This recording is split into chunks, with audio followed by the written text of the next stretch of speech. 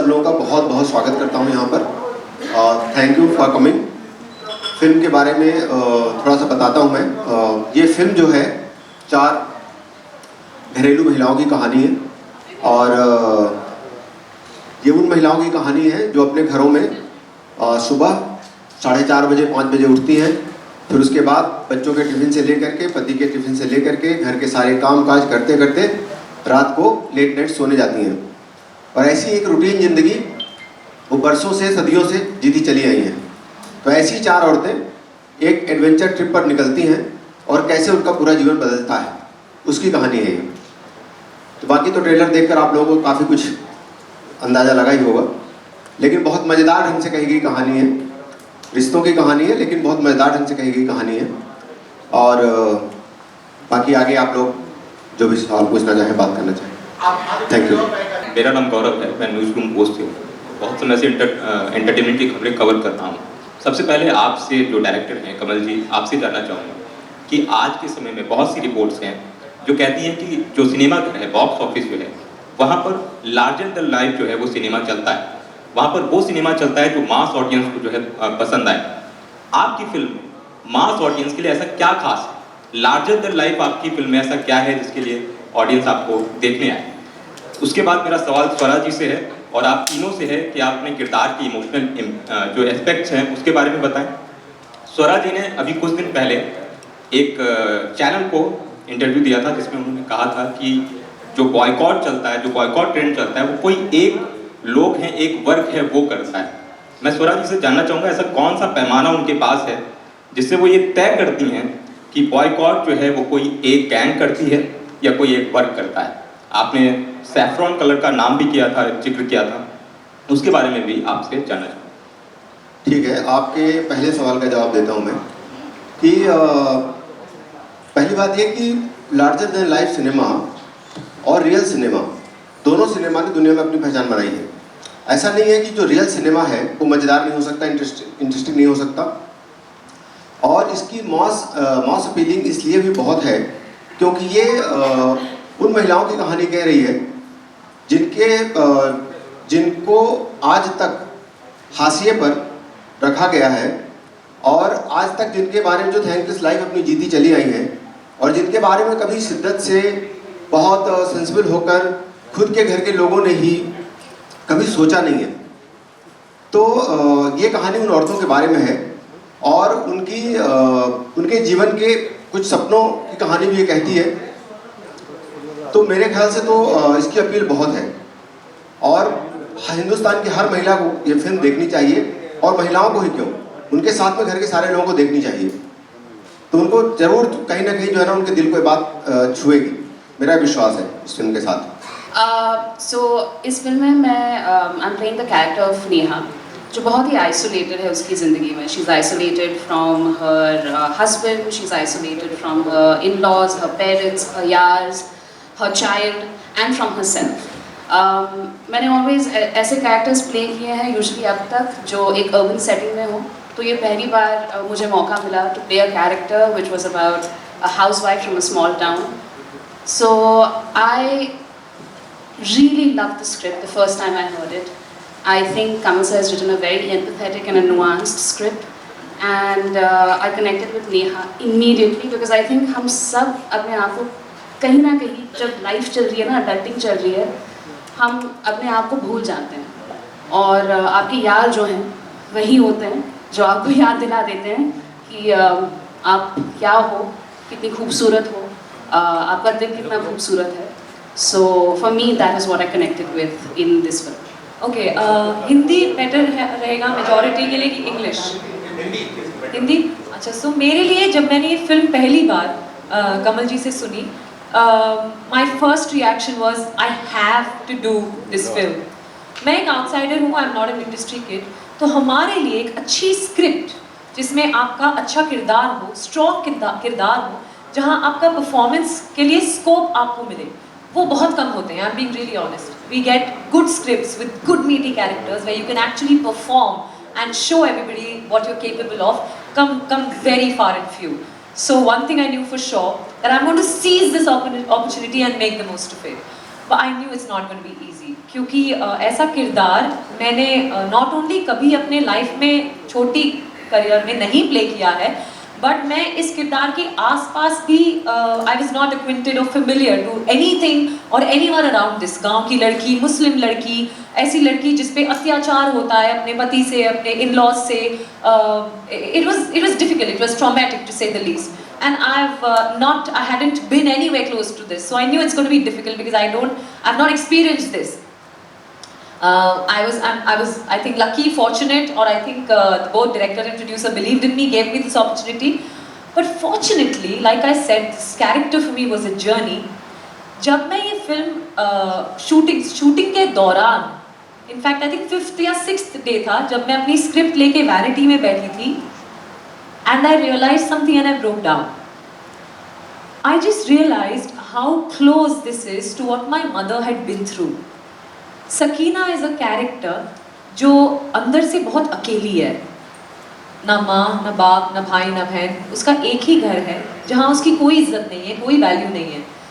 But अगर वो दबेगी, अगर ये मान लेगी कि वो कमज़ोर है, तो उसे और दबाया जाएगा, क्योंकि हम जानते हैं कमज़ोर को और दबाया जाता है। So she puts on this facade, this armor of being strong. एक नाटक करती है वो कि मैं strong हूँ। जब उस पे हाथ उठाया जाता है, वो हाथ रोक लेती है। So I drew parallels to my mother. When I was young, in fact, when I was 20 days old, my mother had to make a very, very difficult decision, I can say. उनके in-laws ने मेरे पिताजी ने उनको ultimatum दिया था कि मुझे लड़की नहीं चाहिए।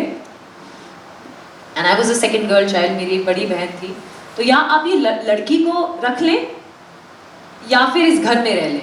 उनको ये ऑप्शन दिया गया था, उनको कोई चॉइस नहीं थी। या आप इनको मार दें बच्ची को, हमको लड़की नहीं चाहिए, या इनको ऑर्फनेज में आप दाखिला कर दें इनका। हम कलकत्ता में रहते थे और मेरी माँ, I don't know, hats off to that lady, she took that very strong, brave and courageous decision of taking Didi and me and walking out of the house and never looked back after that. उन्होंने सोचा नहीं, एक बार भी मुड़ के ये नहीं सोचा कि मैं कहाँ जाऊंगी, मेरे घर वाले मुझे एक्सेप्ट करेंगे कि नहीं, क्योंकि 80s का ज़माना ये था जहाँ आपको बोला जाता था कि एडजस्ट करो, आपका घर वो है, यू नो, somehow घर मत तोड़ो. But I don't think she thought any of those. She just walked out of the house and brought us up alone. And I think Sakina के द्वारा, but Sakina is not able to be that strong and take that decision of going out of the house.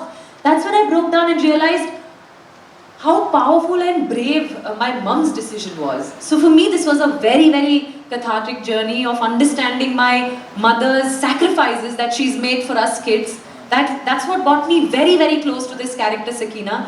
And I have played Sakina from literally every fiber of my body, because इतने empathy से कमल sir ने ये script लिखी है that there are so many layers and so many beautiful relatable layers. ये actually गाँव की लड़कियों की कहानी है, but I'm telling you, everybody will be able to relate to all of these characters at some level. That's my guarantee.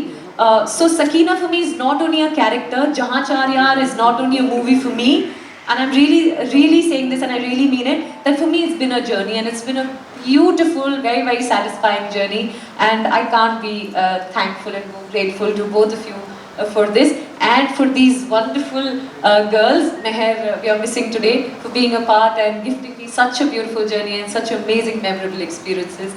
It's really helped me as an individual, as an actor, and I'll always be grateful.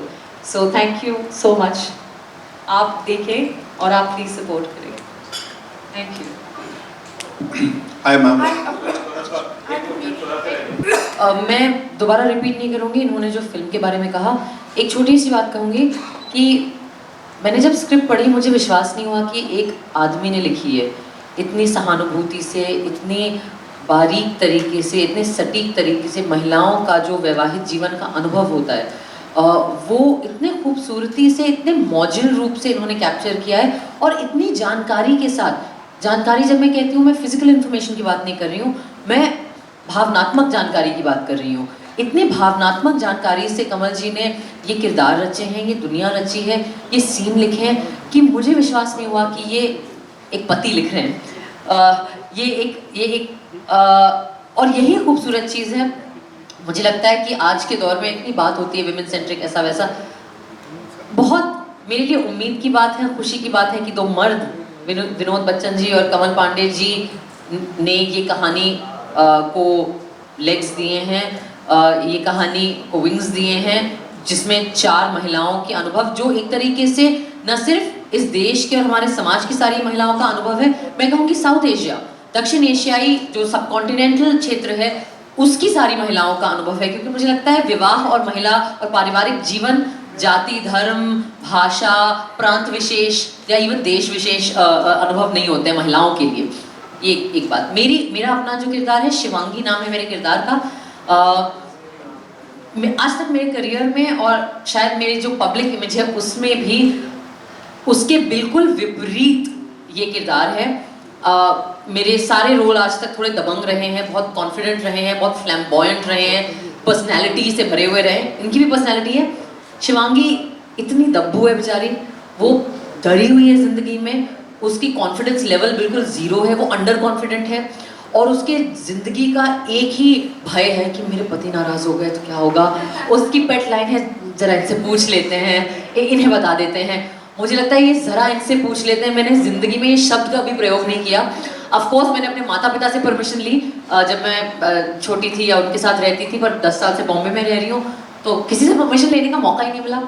शादी तो खैर नहीं हुई तो वो, और पता नहीं अगर मतलब आई डोंट नो शादी में अगर लोग परमिशन ले रहे हैं अपने स्पाउसेस से, अब आप जो शादीशुदा हैं वो बताइएगा। मेरे लिए बहुत अच्छा था ये चैलेंज था कि क्या मेरा जो निजी चरित्र है और मेरा जो स्क्रीन पर चरित्र दिखाई पड़ता है और मेरा जो ट्विटर पर चरित्र है, क्या इन सारे के बैगेज के साथ मैं शिवांगी जैसे किरदार को कर भी सकती हूँ, और क्या आपको मैं विश्वास दिला सकती हूँ कि स्क्रीन पे जिसे आप देख रहे हैं वो स्वरा नहीं शिवांगी है। तो ये मेरे लिए चैलेंज था और बहुत खूबसूरत रहा मेरे लिए। जैसे इन्होंने कहा इन्होंने अपनी माता जी को याद किया, मैंने अपनी नानी जी को याद किया। नानी से मैं बहुत क्लोज थी, वो अक्सर अपने वैवाहिक जीवन के अर्ली जो साल थे उनकी कहानियाँ मुझे सुनाती थी, और वो मैंने शिवांगी पढ़ के को कहा कि आपने मुझे मेरी नानी को जिंदा करने का मौका दिया है। ये इमोशनल जर्नी। दूसरा जो आपका सवाल है, पैमाना मेरा नहीं है। जो भाषा इस्तेमाल हो रही है, जो शब्द इस्तेमाल हो रहे हैं, जिस किस्म के विश्लेषण वो लोग इस्तेमाल कर रहे हैं, मैं उसके बेसिस पे जो बोलती हूँ मैं बोलती हूँ। मैं पैमाने कभी मेरे नहीं होते, मेरा काम मैं सिर्फ ऑब्जर्व करके कह रही थी ये जो आपने बॉयकॉट की बात करी। Like I just told you, it was forever I've been grateful to my mother and I've never been able to compliment, I was never able to compliment what mum went through. But when I was undergoing the journey of Sakina, कि सकीना इतनी strong है, सकीना आज की लड़की है, लखनऊ में रह रही है, छोटे मलिहाबाद में रह रही है, पर आज भी वो इतना स्ट्रॉन्ग स्टेप नहीं ले पा रही, लेकिन मम्मी ने तब लिया। कैसे लिया होगा यार? She didn't know where she's going to go. In fact, when she went back to her maternal house, she was asked to go back. She said, आप ऐसे कैसे 2 लड़कियों के लेके आ गए? I'm not going to name who said this, but they said, ये कहाँ package 2 packages को कहाँ लेके आ गए? फेंक के मार उसके मुंह के ऊपर। This was what was told to my mother. You know, so while playing Sakina, सिर्फ सकीना आज की लड़की है और अकेली है, मेरा कोई बच्चा है, सकीना का कोई बच्चा नहीं है, और वो आज भी ये कदम नहीं उठा पा रही, मम्मी ने तब उठाया था। So that's why it was so I couldn't comprehend, and I don't think I can ever comprehend the level of her sacrifices and what she's been through, what trials, tribulations, emulsions she must have gone through. In fact, आज तो society बहुत ही kind है, I feel. तब तो आसपास के लोग बात करते थे, कुछ तो कमी होगी, कुछ तो किया होगा, पति ने छोड़ दिया। तो for me it was a very very emotional journey. I've always loved my mother, I've always admired her guts, her courage, but coming closest to what she must have gone through, this Sakina helped me realize that and experience that, and I think I'll always be very thankful to her. Like I said, that a part of Sakina will always be with me, inside me. So definitely very very very cathartic experience for me. Hello. Hi ma'am. Hi ma'am, my name is Akash, I'm from filmikida.com. So सबसे पहले तो आप लोगों को congratulations, जो आपने कटाक्ष आपके कैरेक्टर ने जो मूवी में दिया है वो बहुत ही कमाल का है। I personally liked it. So मेरा सवाल आप तीनों से दो शब्द में आपसे जानना चाहता हूँ कि मॉडर्न बहू जो आपके आज के ज़माने की जो बहू है, तो वो उसकी क्या छवि होनी चाहिए, क्या कैरेक्टर होना चाहिए, वो मैं आपसे जानना चाहता हूँ तीनों से दो शब्द में। Starting from Swara ma'am, of course. आप 3 कुंवारी लड़कियों से क्यों पूछ रहे हो कि मॉडर्न बहू की छवि क्या होनी चाहिए? अब मैं बहुएं बताएंगी उनकी छवि क्या होनी चाहिए? आने वाले टाइम में आप बहू बन सकती हैं, ऐसी पॉसिबिलिटी हो सकती है। मेरी माँ बड़ी खुश होगी आपकी ये सुन के, वो बड़ी दुआएं देंगी आपको। चलिए मैम, बहुत बहुत धन्यवाद। नहीं, मैं देखिए, मैं समझती हूँ कि किसी भी रिश्ते में जो आपका अपना निजी चरित्र है और आपका निजी, जिसको सेल्फहुड कहेंगे, आप जो इंसान हैं, उसके लिए भी स्पेस होनी चाहिए। आई थिंक जो हमारी फिल्म में कमल जी ने और जो एक अनुभव बताया है गृहिणियों का, वो ये है, और इसमें कोई जजमेंट नहीं है, ये एक्चुअली हमारे देश की महिलाओं की अच्छाई है। वो उनका दिल बहुत बड़ा होता है, मुझे लगता है, और जिस किस्म के संस्कार हम देते हैं लड़कियों को कि अच्छे रहो, सेवा करो, ख्याल रखो, जिम्मेदारी लो दूसरों की, कभी अपनी नहीं। हमेशा सारे जो संस्कार गर्ल चिल्ड्रन को मिलते हैं वो होता है कि बाहर की तरफ आप अपना सारा एनर्जी, अपना सारा एफर्ट बाहर की तरफ देते रहो। तो और चूंकि सिंसियरली एक सच्चाई के साथ मुझे लगता है कि मतलब ऑफ कोर्स ये कब आप ऐसे स्वीपिंग स्टेटमेंट नहीं दे सकते, लेकिन लार्जली स्पीकिंग औरतें जो होती हैं, हमारा उनका बड़ा, माएँ पत्नियाँ, उनका दिल बहुत बड़ा होता है। तो आई थिंक, और एटलीस्ट मैंने ये अपने आसपास जो अपनी फैमिली में पाया है, तो मुझे लगता है वो अपने अर्नेस्टनेस में, अपने डिवोशन में, सेवा भाव में खुद को भूल जाते हैं। तो मुझे लगता है किसी भी रिश्ते में आपके लिए भी जगह होनी चाहिए, एंड आई थिंक कि वो अंडरस्टैंडिंग आप परिवार में होनी चाहिए। वो जरूरी नहीं होना चाहिए कि सारे टाइम औरत ही बोलते रहे कि मुझे ये दो, मुझे मेरी स्पेस चाहिए, मुझे अपनी आज़ादी चाहिए, मुझे, अरे आप दे दो ना यार अपने आप ही तो थोड़ा अपने दिमाग का इस्तेमाल करो। पतियों को और सास ससुर जो ननद भौजाई वगैरह सारे लोग जो हैं, जेठ वेठ, हमारे तो परिवार भी बड़े होते हैं, तो सारे लोगों को भी खुद सोचना चाहिए। सो आई थिंक दैट अगर वो टू वे चीज़ हो जाएगी, सो दैट्स वो एक अच्छी चीज़ होगी। बाकी कुछ साल बाद बताऊंगी मैं आपको अपना। अच्छा, आप पूछ रहे हैं कि मॉडर्न बहुओं की क्या छवि होनी चाहिए, राइट? मैं आपको बताती हूँ कि एज पर मी, या मेरी लिमिटेड अंडरस्टैंडिंग, अगर अर्बन बहुओं को देखा जाए, if not 90%, about 60-70% working women होती है. So there's a unit where the male member and the female member both go to office and both work. लेकिन अगर सुबह दोनों सेम टाइम पर उठते हैं, लड़की से ये एक्सपेक्ट किया जाता है कि वो पहले उठे और खाना बना के डब्बा पैक करके दे, राइट और रॉन्ग? राइट। अगर दोनों सेम टाइम पे नौकरी से वापस लौट करके आ रहे हैं, लड़की से ये एक्सपेक्ट किया जाता है वो किचन में जाकर खाना बनाए, राइट और रॉन्ग? सो ये छवि है, right? I think this is great, no problem, but मर्द को भी कभी हेल्प कर देना चाहिए. If there should be equality, it shouldn't be a one way street. This is what I feel. और जहाँ तक फिल्म की बात है, ये लड़कियाँ जो है, like she, I totally agree with her, our conditioning is such कि लड़कियों को you know, we are supposed to be or meant to be more giving, and men are taught to be more responsible. So अपनी identity खोना दूसरों के हित में, दूसरों के सर्विस में, I think we should do that. We women should not do that. Not snatch anything, but hold on to ourselves what we have, our identity. हम बहुत इंटरेस्टिंग बात कल बोल रहे थे, जैसे हर घर में माँ सबसे एक रात पहले पूछ लेती है, सुबह पूछ लेती है, आप क्या खाएंगे, आप क्या खाएंगे. हम तो कभी मम्मी से नहीं पूछते, मम्मी आपको जो बनाना है आप वो बना लो, लेकिन माँ शी डजंट मेक कि आज मेरा ये मन हुआ तो मैंने बना लिया, right? So I think we women should leave little bit of lives और keep something for ourselves too. ये मेरे हिसाब से होना चाहिए.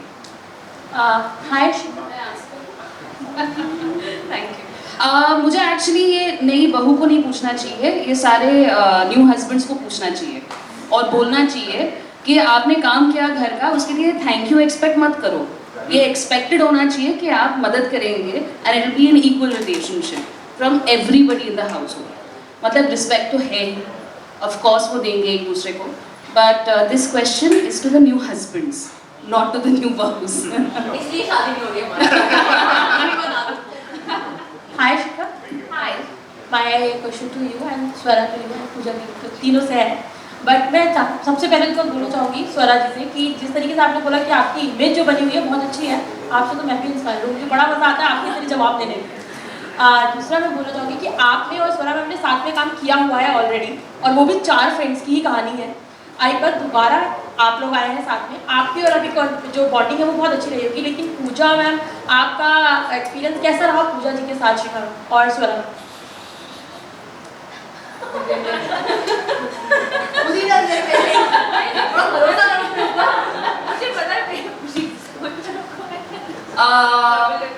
यार ये स्वरा और मैं ना इतने अच्छे दोस्त हैं ना कि हर दोस्ती की फिल्म जो होती है उसमें वी हैव टू बी है।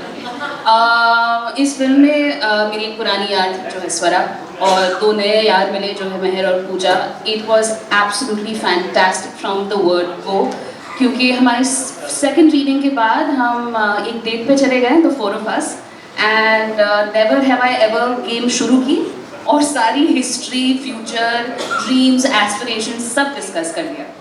And I really think that the 4 of us really connected really well, and it was so much fun. We always had each other's backs, so I had an absolutely fantastic time with them. And apparently I'm a headmistress. Just want to let you know.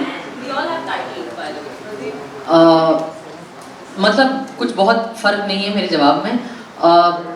शिखा दोस्त रही है वीरे दी wedding के time से, और शिखा बड़ी जिम्मेदार दोस्त है। मैं ये भी बताना चाहती हूँ कि हमारी दोस्ती शिखा की बदौलत है। शिखा ने एफर्ट करके जो साल बीते उसमें इन टच रहने की बिल्कुल पूरी कोशिश करी, और शिखा बहुत अच्छा एडवाइस देती है। आपको कभी ज़िंदगी में कुछ आप दिक्कत से गुजर रहे हो ज़रूर शिखा जी से पूछिएगा, वो बिल्कुल एग्नी आंट है सबकी। महर और पूजा से हम इस सेट पे मिले, पहले कभी नहीं मिले थे, पर पहले 2 रीडिंग में समझ में आ गया था कि ये भी बहुत मज़ेदार लड़कियाँ हैं। और आई थिंक हम सब ने मतलब ऑफ कोर्स सबको मज़ा आया वो सब नहीं कहूँगी, एज एन एक्टर मैं फिल्म पे वापस आऊँगी। आई थिंक सबको ये ब्रीफ समझ में आ गया था कि इस फिल्म में फ्रेंडशिप जो है वो सोल है इस फिल्म का, और अगर हम अपनी केमिस्ट्री क्रैक नहीं कर सकते तो हम ये फिल्म के साथ जस्टिस नहीं कर सकते। तो आई थिंक कि कि कमल सर ने स्क्रिप्ट ऐसी लिखी है कि that is very clear. So I think all of us made that effort also, and मतलब सब शरीफ अच्छे लोग ही हैं, ऐसा नहीं है कि कोई बहुत बुरा इंसान था इस ग्रुप में। सारे ही अच्छे लोग हैं जो यहाँ बैठे हैं, तो अच्छे लोग तो एक दूसरे से दोस्ती कर ही लेते हैं आसानी से। बहुत मज़ा आया, सबका अपना अपना चरित्र है। शिखा हमारे ग्रुप की हेडमिस्ट्रेस हैं, कोई भी गलती हो या कोई भी कुछ ज़्यादा शरारत करे तो वो रोक लेती हैं। ये हमारी resident dietitian, fitness expert, gluten free biscuit, ये सब इनके पास रहता था। महर जो आज है नहीं हमारे साथ, वो स्पिरिचुअल गुरु है हमारी, tarot card reading, energy cleansing ये सब करती हैं। कमल जी हमारे ग्रुप के जिसे कहते हैं ना रॉक, वो रॉक है हमारे, कोई बिल फेस पे कुछ कोई पोकर फेस रह के कोई एक्सप्रेशन नहीं, लेकिन सबकी दिक्कतें सॉल्व करेंगे। और विनोद जी पैसा निकलना थोड़ा सा चाट पापड़ी खाना, होटल के कमरे, सब हमारी सारी जो दिक्कतें ज़रूरतें परेशानियां विनोद जी ने झेली, हमारी डिमांड झेले। और नहीं मैं क्या हूँ इस ग्रुप में, देखिए मैं हर ग्रुप में, चाहे वो सोशल मीडिया का ग्रुप हो या यहाँ ग्रुप हो, मैं मेरा काम है वहाँ पे जिसे कहते हैं ना थोड़ा केओस क्रिएट करना। तो मैंने इन्हें थोड़ा तंग किया, इन्होंने मुझे झेला, ये मेरा काम था। बट नहीं, बहुत अच्छा एक्सपीरियंस रहा, और मैं ये फिल्म मेरे लिए ब्लेसिंग है, and I will always remain grateful. I think we will all remain grateful to Vinod ji and Kamal ji कि हमें लिया उन्होंने, खास करके विनोद जी और कमल जी कि मेरे को इन्होंने ले लिया सारे कंट्रोवर्सी के बावजूद, डर नहीं लगा इन्हें, तो इसके लिए मैं बहुत शुक्रगुजार हूँ। So, hi guys. My question is to Shikha. Shikha, I just want to know that does body shaming still exist in Bollywood, and have you faced some issues like that? I think body shaming exists everywhere, and of course everywhere, and I don't think it's particular to somebody who looks like me. I think everybody in their lives must have gone through it sometime or the other. I'm sure you might have gone through it sometime or the other. I don't think we need to discuss that too much. I think we just need to move ahead and just let's talk about the achievements one has made. So ये रुकना चाहिए, right? रुक जाएगा, don't worry. The more we talk about it, the more we discuss it, and the more we don't keep focusing on just like body shaming तो है ना, नहीं है, but move ahead from it ना. Let's look at whoever's been body shamed. Let's look at their achievements. Let's look at how far they have come. Let's celebrate that. Let's stop asking women about their bodies. I don't know any male actor who's been asked about their body as much as women actors have been. So let's start there by stop asking that question, maybe. Alright, thank you. Okay, Vinod ji, आपको इसमें movie में आपने produce किया है movie को, सो आपको क्या इसमें ऐसा दिखा कि आपने इस मूवी को प्रोड्यूस किया? Thank you. ये फिल्म इस समाज की एक वास्तविकता है, सच्चाई है। हर घर, हर परिवार, हर गांव, हर मोहल्ले की ये कहानी है। मैं कोई भी फिल्म बनाने से पहले उसको खुद एनालिसिस करता हूँ, क्या ये कहानी मेरे घर में कहीं घटी है, मेरे मोहल्ले में कोई घटी है या दिख रही है। I have a full confidence of this film. जैसे मेरी प्रीवियसली फिल्में रही हैं, जैसे शादी में ज़रूर आना, आप लोगों ने तन्नू बैट्समैन भी देखी होगी, गिन्नी बैट्सनी। तो मैं समाज के किसी न किसी पहलू को लेकर एक सच्चाई दिखाने की कोशिश करता हूँ, जो मेरी सभी फिल्मों में रहा है। ये फिल्म वाकई में इस देश में हर महिला को देखनी चाहिए। That's why I put in 75 rupees ticket, क्योंकि बहुत बार क्या होता है, हम मर्द लोग जाके फिल्में देख आते हैं दोस्तों के साथ, महिलाएं बेचारी फिल्में नहीं देख पाती हैं, उनके पास उतनी स्थिति भी नहीं होती है, उतने खर्चे भी नहीं होते हैं कि वो जाके इस वक्त इस माहौल में वो फिल्म जाके देख पाएँ। तो मैं सभी महिलाओं से, इस देश की सभी महिलाओं से रिक्वेस्ट करूँगा, कुछ भी करिए, आप ये फिल्म देखिए, आपको अपना जीवन इसमें दिखेगा। मैं कह सकता हूँ कि जितनी लाइफ या जितनी सेक्रीफाइस ये महिलाएं करती हैं, दुनिया में शायद कोई नहीं कर सकता है। इन महिलाओं में पूरा ब्रह्मांड छुपा हुआ है, सारी दुनिया छुपी हुई है, उसे हमें देखने की मर्दों को बहुत ज़रूरत है।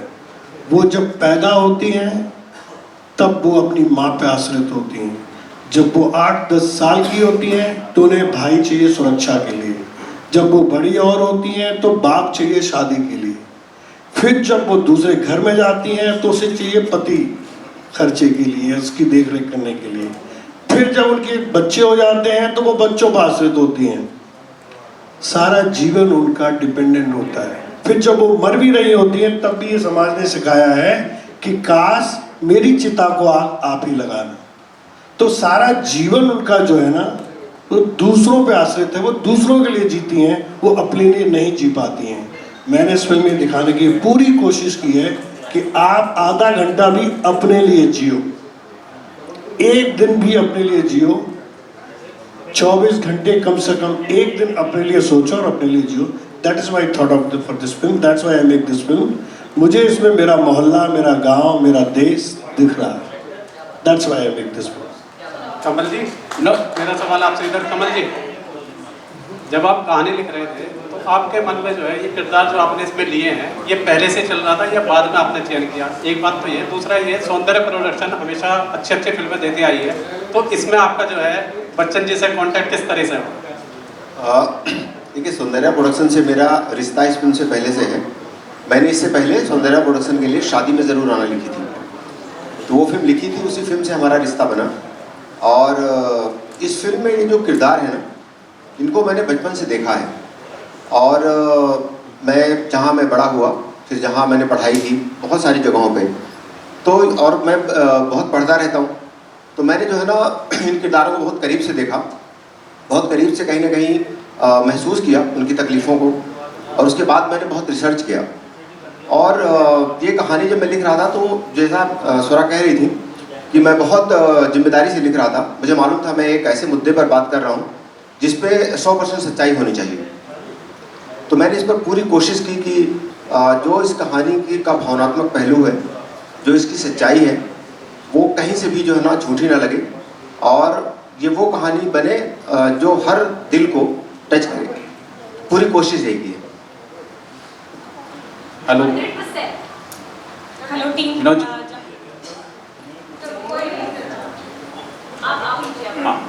विनोद जी,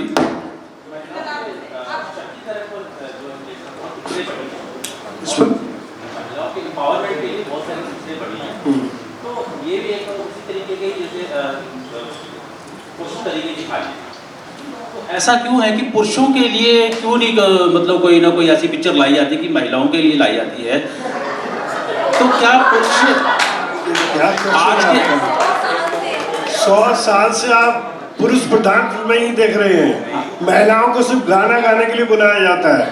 कौन सी फिल्म है आपने महिला प्रधान फिल्म देखी है, मुझे बताइए। बहुत सारी ऐसी पिक्चरें आई हैं जैसे महिलाओं को फिल्मों में हीरोइन को सिर्फ डांस करने के लिए, उनकी ब्यूटी स्पॉट को दिखाने के लिए फिल्में बनती हैं। महिला प्रधान आज तक कोई ऐसी फिल्म बनी नहीं है, बहुत कम बनी है। एक थी तन्नुवर्ष मनु, जो पूरे हिंदुस्तान ने नहीं पूरे वर्ल्ड ने देखी उस फिल्म को। उसमें कुछ कुछ सच्चाई थी।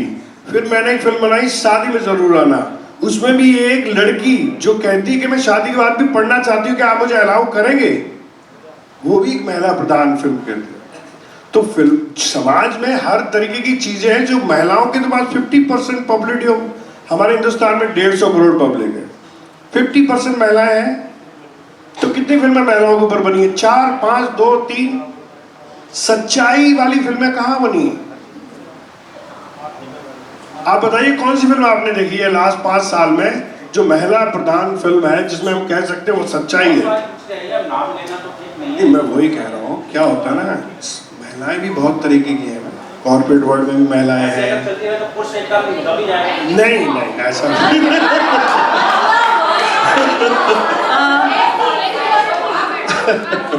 नहीं, ऐसा कुछ नहीं। हेलो टीम, जहाँ 4 यार, हाय।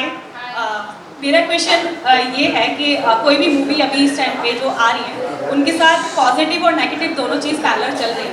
इस मूवी के साथ भी जैसे ही इसका ट्रेलर लॉन्च हुआ था तो कुछ लोगों ने बोला कि महिलाओं को बिगाड़ने वाली जो पूरी स्क्रीन प्ले करने की कोशिश की जा रही है, क्या हमेशा लड़कियों के साथ ही ऐसे, अगर लड़कियां ट्रिप पर जा रही हैं और वो एंजॉय करना चाह रही हैं, अपने अंदर के स्ट्रेस को कम करना चाह रही हैं और इस तरह की मूवी अगर बन रही है, तो जो लोग इस तरह की चीज़ें बोल रहे हैं कि महिलाओं को बिगाड़ने की कोशिश है, अगर इस तरह की मूवी आएगी तो समाज की महिलाएं बिगड़ेंगी और अपने घर के अंदर इस तरह की चीज़ें शुरू कर देंगी, ऐसे लोगों को आप 3 लोग जो यहाँ पर बैठे हैं, चौथा यहाँ पर गायब है, तो आप लोगों से मैं जानना चाहूँगी क्या जवाब देना चाहेंगे? आपने लिखी है, क्यों बिगाड़ रहे हो? देखो, लोगों का काम है कहना, वो कहते रहेंगे। हमारा काम है समाज का आईना। हम नेता नहीं हैं, हम भाषण नहीं दे सकते हैं।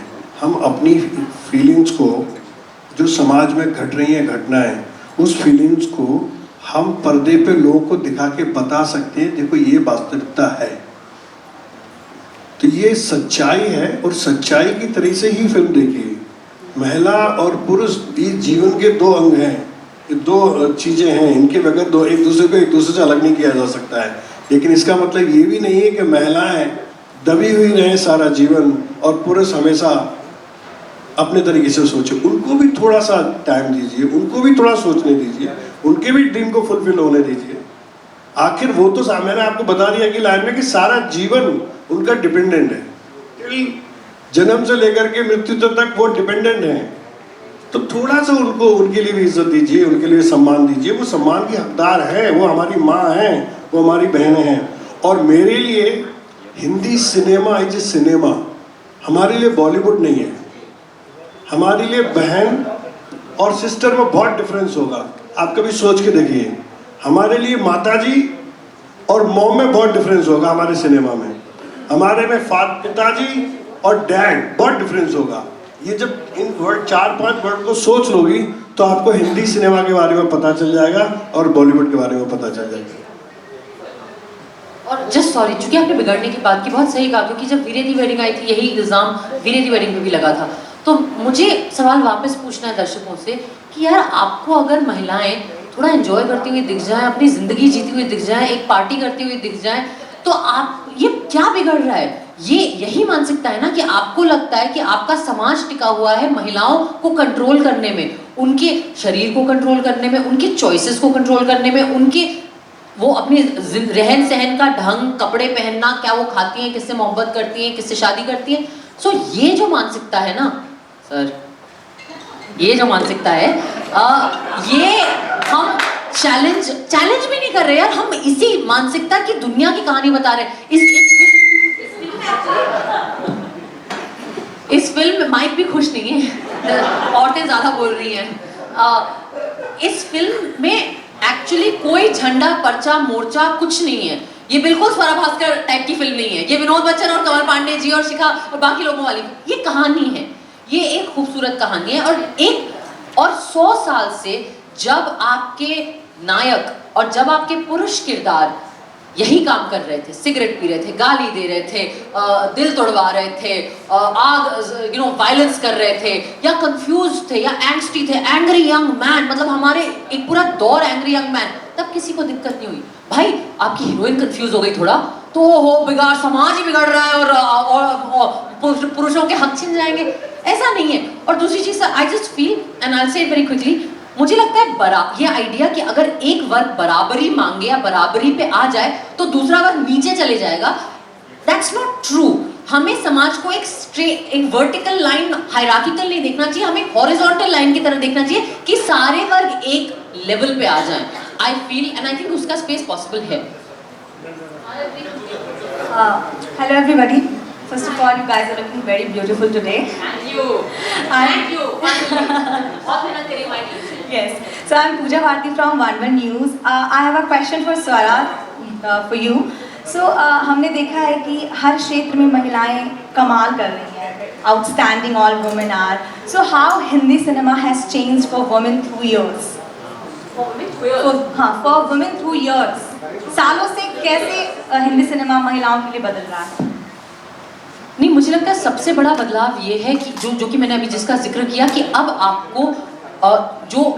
आपको हमेशा महिला किरदार ज्यादातर ब्लैक एंड व्हाइट में दिखते थे, या तो हीरोइन जो बिल्कुल पवित्र है, बिल्कुल देवी का एक अलग रूप है, या वैम्प जो बिल्कुल ही वैश्या है और सारे अवगुण और तामसिक जो गुण है वो सब उसी के अंदर है, और एकदम बहुत ही बदचलन और हर किस्म की बुरी चीज है। और धीरे धीरे पुरुष के लिए वो ग्रे का स्पेस जो था वो सिर्फ आपके पुरुष किरदार के लिए था।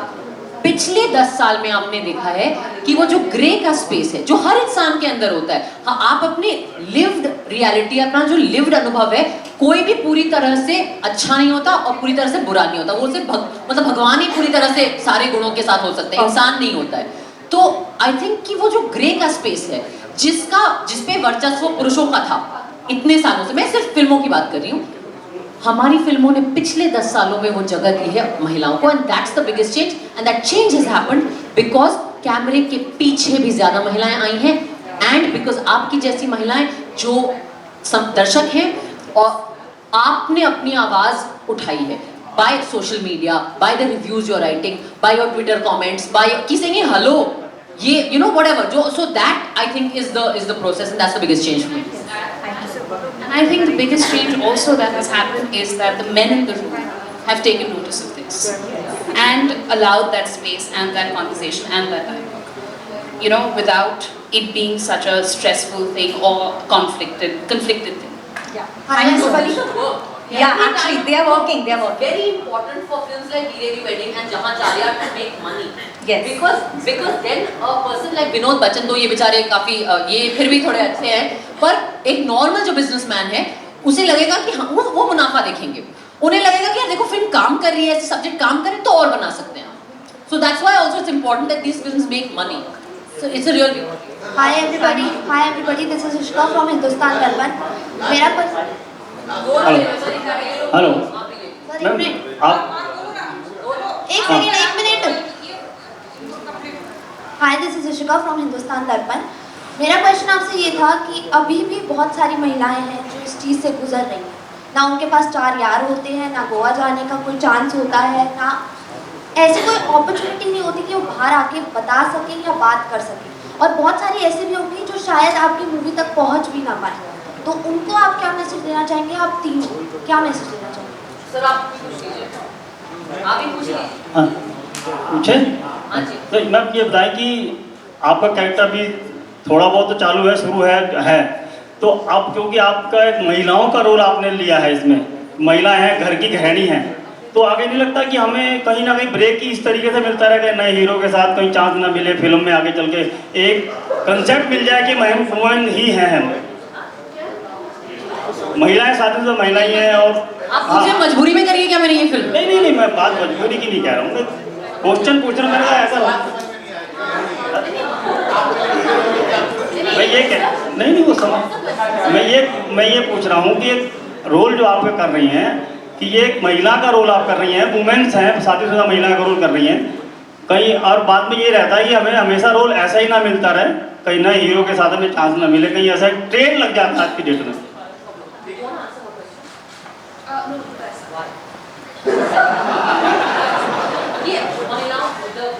I want 3 of you to answer.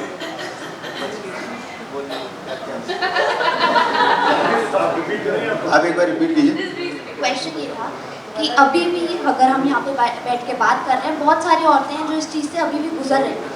शायद उनके पास 4 यार नहीं है, गोवा जाने का कोई उनके पास ऑप्शन नहीं है, या बहुत सारी ऐसे तरीके नहीं है जिससे वो बाहर आ सकें।